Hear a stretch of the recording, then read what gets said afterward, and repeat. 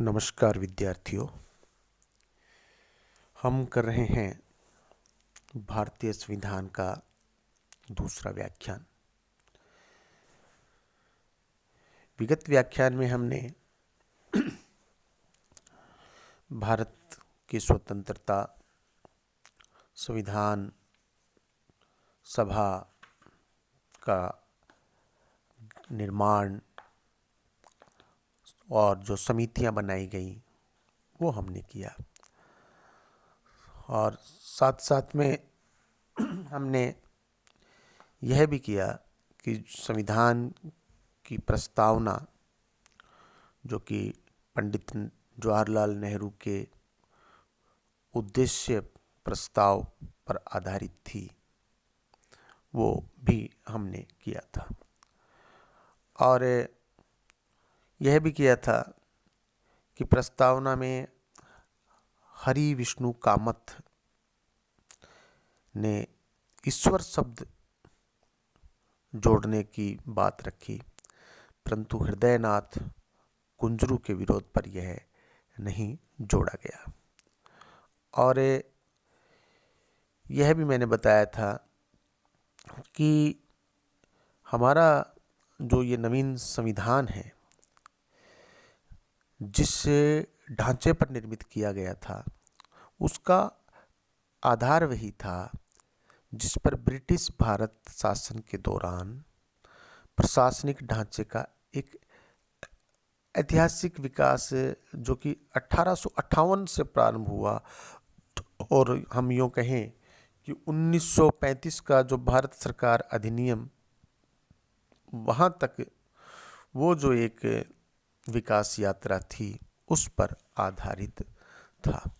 तो ये विद्यार्थियों, हमने कल पिछले व्याख्यानों में मोटे मोटे बात की थी कि भारत का जो संविधान निर्माण के अंदर समय जो है 2 वर्ष 11 महीने और 18 दिन, और ऐसे करके हमारा संविधान तैयार हुआ और 26 जनवरी 1950 को लागू हुआ था। आज हम चर्चा जो मुख्यतः करेंगे वो हमारे संविधान की विशेषताएं क्या हैं।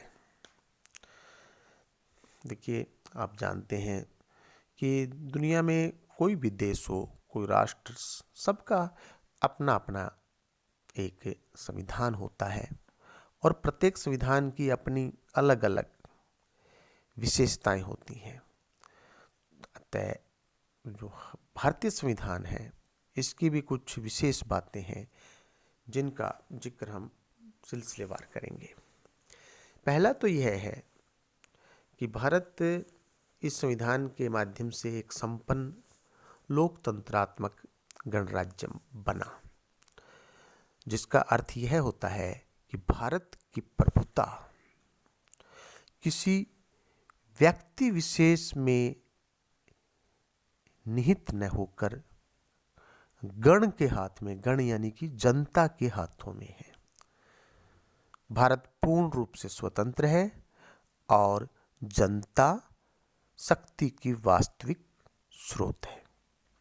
ये पहली विशेषता कि भारत क्या है, वो एक संपन्न लोकतंत्रात्मक गणराज्य है। गण का राज्य यानी कि जनता का राज्य। अगली विशेषता है मौलिक अधिकारों की। गणराज्य यानी कि जो जनता का राज्य है, गणराज्य की एक विशेषता यह होती है कि वह अपने नागरिकों को कुछ मौलिक अधिकार देता है, जिनके माध्यम से वे अपने धर्म पर स्वतंत्रता पूर्वक आचरण करते हैं और विचारों को स्वतंत्रता से व्यक्त कर सकते हैं। मौलिक अधिकार हमारे संविधान के तीसरे भाग में समाविष्ट है। इनके पीछे हमारे संविधान निर्माताओं का मूल उद्देश्य भारत में लोक कल्याणकारी राज्य, जिसको कहते हैं ना वेलफेयर स्टेट। कौटिल्य ने भी आज से 2300 साल पहले भारत जो अपना ग्रंथ रचा अर्थशास्त्र, उसमें लोक कल्याणकारी राज्य की बात उसने कही थी। तो लोक कल्याणकारी राज्य की स्थापना करना संविधान निर्माताओं का मूल उद्देश्य रहा। लोक कल्याणकारी राज्य का 20वीं सदी के जो विचारक, उनके जो लिबरल कॉन्सेप्ट्स हैं, उदारवादी विचारक, जो राज्य को व्यक्ति व समाज के संपूर्ण विकास का उत्तरदायित्व सौंपते हैं, उस कॉन्सेप्ट पर लोक कल्याणकारी राज्य आधारित।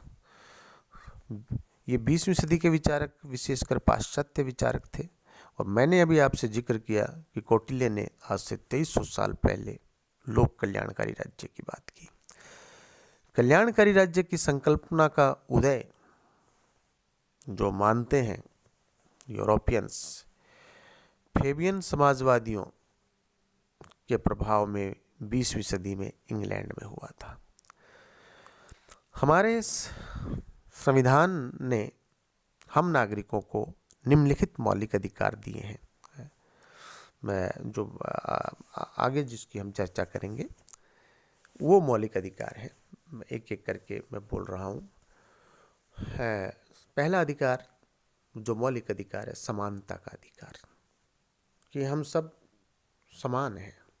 जाति, धर्म और कहें रंग, कहें क्षेत्र, लिंग, किसी भी प्रकार की असमानता हमारे संविधान में मान्यता प्राप्त नहीं है। तो पहला है समानता का अधिकार। दूसरा है स्वतंत्रता का अधिकार, आप समझते हैं इस बात को।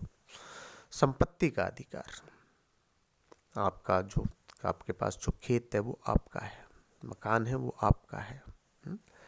आप किसी को भी संपत्ति खरीदने का अधिकार है, किसी को भी संपत्ति बेचने का अधिकार है। संपत्ति में आपका उत्तराधिकार का अधिकार है। यह है संपत्ति का अधिकार। शोषण के विरुद्ध अधिकार, कोई भी आपका शोषण करता है उसके खिलाफ आप एक शिकायत कर सकते हैं और उसका शिकायत का निस्तारण होता है। शोषण के विरुद्ध अधिकार के बाद हम बात कर रहे हैं धार्मिक स्वतंत्रता का अधिकार। इस देश में धर्मनिरपेक्षता, धार्मिक स्वतंत्रता को सभी जानते हैं। छठा, सांस्कृतिक तथा शिक्षा संबंधी अधिकार, सभी को शिक्षा का अधिकार है, सबको शिक्षा मिले, किसी को वंचित नहीं किया जा सकता। और सातवां है संवैधानिक उपचारों का अधिकार। सब व्यक्ति को संविधान के अंदर जो भी उसके लिए प्रावधान है उसके आधार पर उसे अपनी बात रखने, अपनी शिकायत रखने, वो सब अधिकार हैं और उनका निवारण है। ये मौलिक अधिकार हमें मोटा मोटी मिले हैं। मैं रिपीट कर रहा हूँ विद्यार्थियों, समानता का अधिकार, स्वतंत्रता का अधिकार, संपत्ति का अधिकार, शोषण के विरुद्ध अधिकार, धार्मिक स्वतंत्रता का अधिकार, सांस्कृतिक तथा शिक्षा संबंधी अधिकार, संवैधानिक उपचारों का अधिकार। ये हमारे हो गए मौलिक अधिकार। हमारे जो संवैधानिक परामर्शदाता जिनका नाम BN राय है, ने अधिकारों को न्याय योग्य श्रेणी में रखकर नियंत्रित करना चाहा था। BN राय ने, उस समय की मैं बात कर रहा हूँ जब इस पे होम एक्सरसाइज हो रही थी। परंतु सोमनाथ लाहिड़ी, प्रमोद रंजन ठाकुर, हृदयनाथ कुंजरू मूल अधिकारों को न्याय योग्य और अन्याय योग्य श्रेणियों में विभक्त नहीं देखना चाहते थे। अधिकारों की स्वीकृति बड़े वाद विवादों के उपरांत हुई थी। अभी हमने जिन मौलिक अधिकारों का जिक्र किया, ये मौलिक अधिकार इस तथ्य के स्पष्ट प्रतीक हैं कि हमारे संविधान निर्माता उदारवादी विचारधारा के थे। इस दृष्टि से इसकी समता यूनाइटेड स्टेट्स अमेरिका के मौलिक अधिकारों से की जा सकती है, जिसमें जीवन, स्वतंत्रता, संपत्ति मुक्ति तथा समानता पर विशेष बल दिया गया है। अधिकारों में विशेष बात यह रखी कि यदि कोई हमारे मौलिक अधिकारों का अपहरण करने का उनको हमसे लेने का प्रयास करे तो हम न्यायालय की शरण लेकर हमारे मौलिक अधिकारों की रक्षा कर सकते हैं।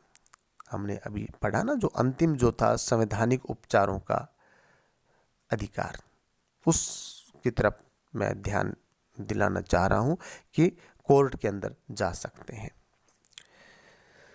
परंतु पिछला जो अनुभव रहा है उससे हम ये कह सकते हैं कि मौलिक अधिकार सिद्धांततः लोकतांत्रिक दृष्टिगत होते हैं पर व्यवहार में नहीं। अभी कहने का तात्पर्य है कि अभी बहुत कुछ होना बाकी है। बहुत कुछ लोगों को तो बेचारों का भी पता ही नहीं कि संविधान क्या है और उनको संविधान से क्या क्या जो है सुविधाएं प्राप्त हैं। इसके बाद में हम बात करते हैं नीति निर्देशक सिद्धांतों की। वर्तमान संविधान को आलोचकों ने कांग्रेस का संविधान बताया, कुछ लोगों ने, क्योंकि वो बहुत सारे भारतीय राष्ट्रीय कांग्रेस के नेता थे, और कहा गया कि इसके द्वारा कांग्रेस के जो उच्च आदर्श थे उनको पूर्ण करने का प्रयास किया गया। अतः इनमें गांधीवादी सिद्धांतों का भी समावेश होना चाहिए था, पर यथार्थ में ऐसा नहीं हुआ। पंडित जवाहरलाल नेहरू महात्मा गांधी के पक्के अनुयायी थे। समाजवाद में उनका पूर्ण विश्वास था, परंतु पाश्चात्य विचारकों से प्रभावित होने के कारण, आप जानते हैं कि वो लोग विदेश में पढ़े लिखे लोग थे, तो पाश्चात्य यानी कि जो यूरोपीय और जो दूसरे जो देश हैं, अमेरिका भी, उनसे प्रभावित होने के कारण वे महात्मा गांधी के सामाजिक, आर्थिक, शैक्षणिक व स्थानीय स्वशासन संबंधी विचारों को संविधान में उचित स्थान नहीं दे सके। उनको नीति निर्देशक तत्वों के रूप में रखा है। इस पर यहाँ तक कहा गया कि कांग्रेस कभी गांधीवादी नहीं रही। कुछ आलोचकों ने ऐसा भी कहा। तो Congress had never been Gandhian, यह भी एक यूँ कहें कि एक वाक्य एक चलता रहा देश में, दुनिया में। भारतीय संविधान जनता के लिए राज्य नीति निर्देशक सिद्धांत प्रतिपादित करता है, परंतु उनके क्रियान्वयन के लिए सरकार को बाध्य नहीं कर सकता। यही कारण है कि यही कारण है कि पिछले जब से देश आज़ाद हुआ है, संविधान तथा न्यायपालिका में परस्पर संघर्ष चलता रहा है। परिणाम स्वरूप संविधान के माध्यम से जिस सामाजिक परिवर्तन की आशा की गई थी उसमें आज तक गति नहीं आई। नीति निर्देशक सिद्धांत बहुत सीमा तक महात्मा गांधी जी के विचारों पर आधारित हैं। अतः यदि सरकार उनके क्रियान्वयन की ओर समुचित ध्यान देती या दे तो भारत में कल्याणकारी राज्य की स्थापना हो सकती है, ऐसा मेरा मानना है। इनके पीछे मौलिक अधिकारों की तरह कानूनी शक्ति नहीं है। अभी हम मौलिक अधिकारों की चर्चा कर रहे थे तो उसमें अंतिम जो प्रावधान था संवैधानिक उपचारों का अधिकार, जिसमें मैंने कहा था कि आप कोर्ट में जा सकते हैं, लेकिन वो ताकत मौलिक अधिकारों को नहीं दी गई। इसीलिए संविधान सभा में H.V. कामत और करीमुद्दीन ने सुझाव रखा था कि इन्हें भी मौलिक अधिकारों की कानूनी शक्ति प्रदान की जाए और इनका क्रियान्वयन राज्य के लिए अनिवार्य रखा जाए। जब तक इन्हें कानूनी शक्ति नहीं मिलेगी तो ये राजनीतिक घोषणा पत्र रह जाएगा और एक निरस नैतिक उपदेश बन के रह जाएगा। परंतु इन सिद्धांतों से सरकार की नीयत तो स्पष्ट होती है कि वह आर्थिक व सामाजिक सुधार करके जनसाधारण का भला करना चाहती है। अगला संरक्षात्मक व्यवस्था, प्रोटेक्टिव। भारतीय राष्ट्रीय आंदोलन ने दलित लोगों की तरफ विशेष ध्यान दिया और इन वर्गों के उद्धार की बात रखी। धर्मनिरपेक्षता की भांति दलित उद्धार भी भारत सरकार का एक आदर्श रहा है। हालांकि संविधान में इसके लिए 10 वर्ष रखे गए थे, परंतु वो 10 वर्ष का जो रिजर्वेशन की जो बात है विद्यार्थियों कि भाई इनको आरक्षण मिलना चाहिए, क्योंकि ऊपर लाना है, बराबर में लाना है, मुख्य जो समाज की धारा है उसमें लाना है, वो 10 वर्ष के लिए परंतु बाद में इसको एक्सटेंशन मिलता रहा और फिर हालत यह हो गया कि दलित वर्ग अल्पसंख्यकों की तरह वोट बैंक के रूप में हो गए और कोई भी राजनीतिक दल ने रिजर्वेशन को हटाने का साहस नहीं किया। यदि सर्वोच्च न्यायालय भी इस वर्ग के संदर्भ में कुछ निर्णय देता है तो सरकार उसमें संशोधन लाने को उद्यत रहती है। तो प्रोटेक्टिव प्रोविजन जो थे वो भी संविधान के अंदर थे। 10 साल का रिजर्वेशन दिया गया। बात करते हैं वयस्क मताधिकार की। भारत के 18 वर्ष की आयु प्राप्त सभी स्त्री पुरुषों को बिना किसी भेदभाव के मत देने का अधिकार प्राप्त है। यह वास्तव में विश्व के इतिहास में मतलब एक विशेष बात है। इंग्लैंड में भी स्त्री पुरुषों को मताधिकार के लिए बहुत संघर्ष करना पड़ा। पुरुषों को पहले 23 वर्ष की आयु में मताधिकार प्राप्त हुआ तो स्त्रियों को नहीं दिया गया।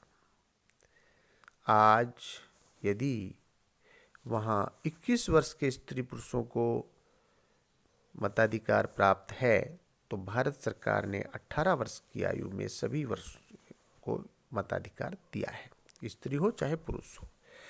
और भारत के प्रत्येक नागरिक को ये अधिकार प्राप्त संविधान ने दिया है। मताधिकार के कारण ही आज भारत विश्व का एक महान लोकतंत्र राष्ट्र माना जाता है। अब यह अलग बात है कि अधिकांश भारतीय शिक्षित नहीं हैं, वे अभी वोट का महत्व नहीं समझ रहे हैं और ये कुछ बातें हैं, लेकिन इनमें धीरे धीरे सुधार आएगा।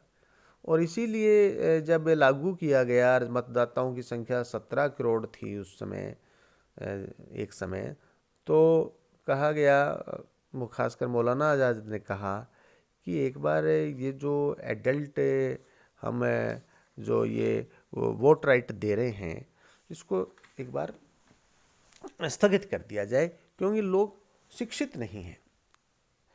शिक्षा का अर्थ कोई विद्यार्थियों को BA MA से नहीं है। शिक्षा का अर्थ कि वो वोट का महत्व समझे।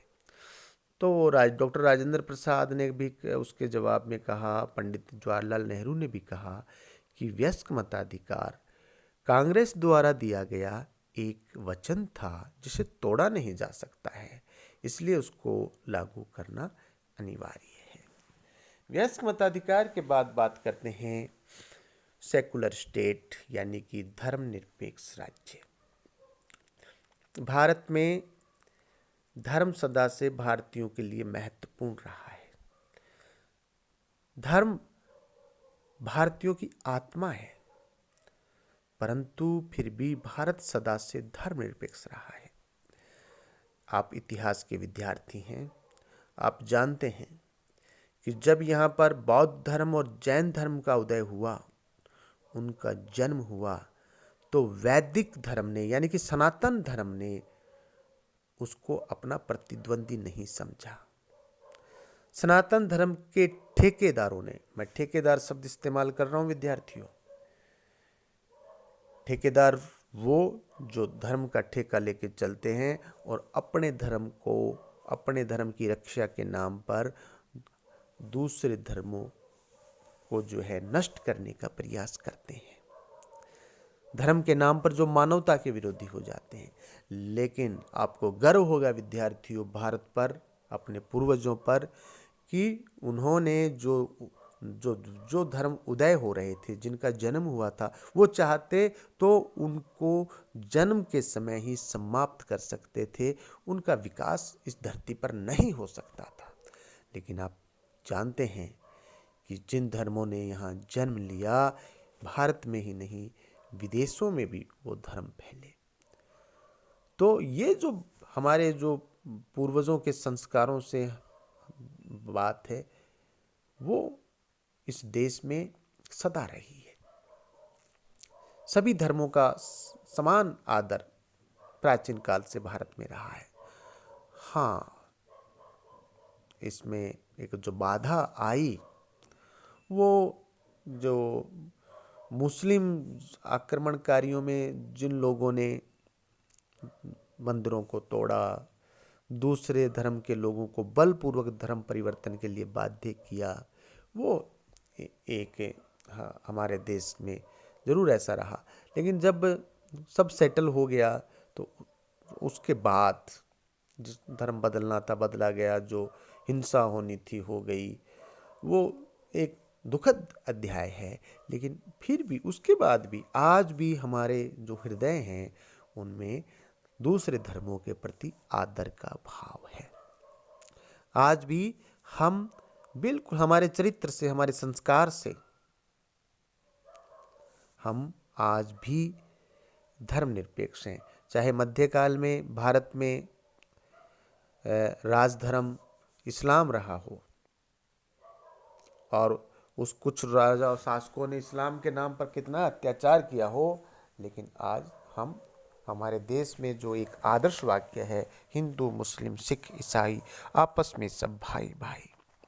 तो आज पाकिस्तान हमारे साथ आज़ाद हुआ था, लेकिन वो एक थियोक्रेटिक स्टेट है जो कि धर्म पर आधारित राज्य को कहते हैं। तो किसी भी धर्म का मानने वाला भारतीय नागरिक किसी प्रकार के भेदभाव का शिकार नहीं है। वो संविधान उसको वो सारे अधिकार देता है जो एक बहुसंख्यक को है, यानी कि हिंदू को है, और वो कोई भी पद प्राप्त कर सकता है, शिक्षा ग्रहण कर सकता है। धर्मनिरपेक्षता गांधी व नेहरू की विरासत मानी जाती है। गांधी यानी कि महात्मा गांधी, और गांधी जी ने तो 1920 में ही जान लिया था, इसलिए उन्होंने खिलाफत आंदोलन, आप जानते हैं, जो तुर्की से संबंधित था, खलीफा से, उसमें बड़ी सक्रिय भूमिका निभाई। अब आज धर्मनिरपेक्षता विवादास्पद, यानी कि आज धर्म के नाम पर लोग,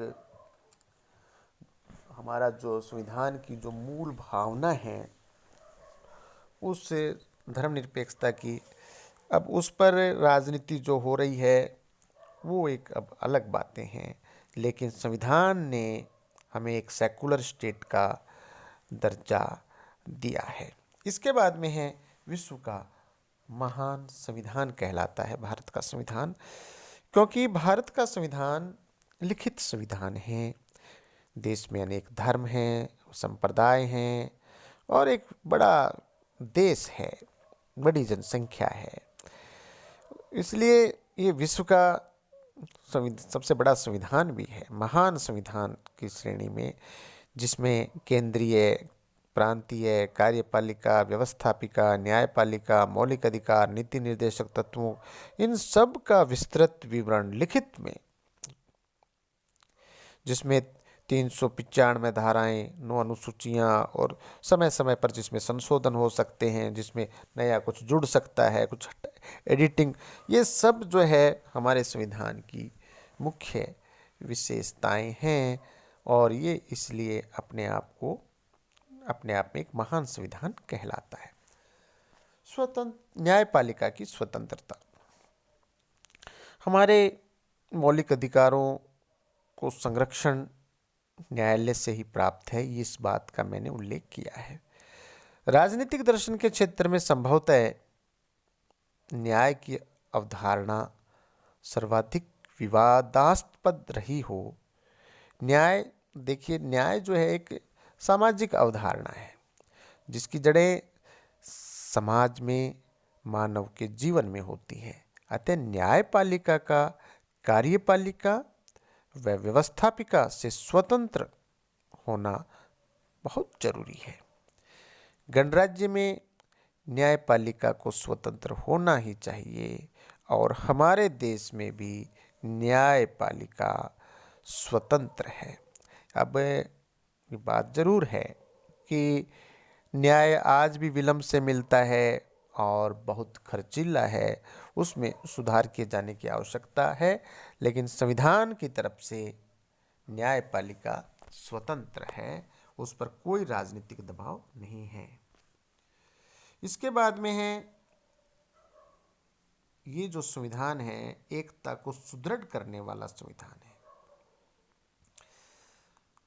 हम अमेरिका की यदि यहाँ पर बात करें इस बिंदु में, तो अमेरिका भी एक संघीय राज्य है, परंतु वहाँ दोहरी नागरिकता है। इससे राज्यों और केंद्र की एकता विभक्त होती है।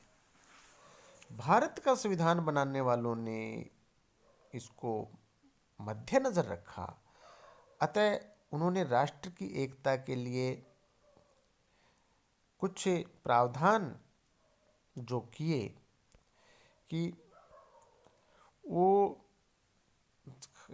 खासकर जो नागरिकता की जो बात है वो किए। इसके अलावा हिंदी जो है उसको लिया, राष्ट्रपति को आपातकालीन अधिकार प्रदान किए, संविधान को कठोर बनाने के साथ साथ लचीला बनाया और सांप्रदायिकता जो है उसके सांप्रदायिकता को नियंत्रण करने के लिए इस संविधान के अंदर धर्मनिरपेक्षता का स्वरूप रखा। तो हमारा जो संविधान है वो एकल नागरिकता वाला और देश को जो सुदृढ़ करने वाला संविधान है, देश की एकता को। भारतीय संविधान एकात्मक भी और संघात्मक, इन दोनों का मिश्रण है। ये हमारा अगला बिंदु। संसदीय प्रणाली व मंत्रिमंडल की शक्तियां देखकर कुछ विद्वान तो इसे एकात्मक संविधान ही बताते हैं। प्रधानमंत्री लोकसभा व देश का नेता माना जाता है, अन्य मंत्री उसके सहयोगी होते हैं और वे एक ज्वाइंट रिस्पॉन्सिबिलिटी के आधार पर कार्य करते हैं। राष्ट्रपति इन्हें नियुक्त अवश्य करता है पर पदमुक्त नहीं करता, वो पदमुक्त नहीं कर सकता। संविधान में मंत्रिमंडल को राष्ट्रपति की सलाहकार समिति माना गया है, परंतु राष्ट्रपति को मंत्रिमंडल की मंत्रणा माननी होती है। वह प्रधानमंत्री की इच्छा से ही कार्य कर सकता है।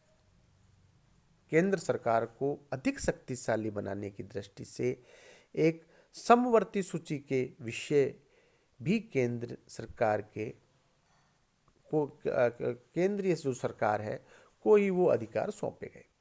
इस प्रकार समस्त भारत को एक शक्तिशाली केंद्रीय सरकार के अधीन रखा गया।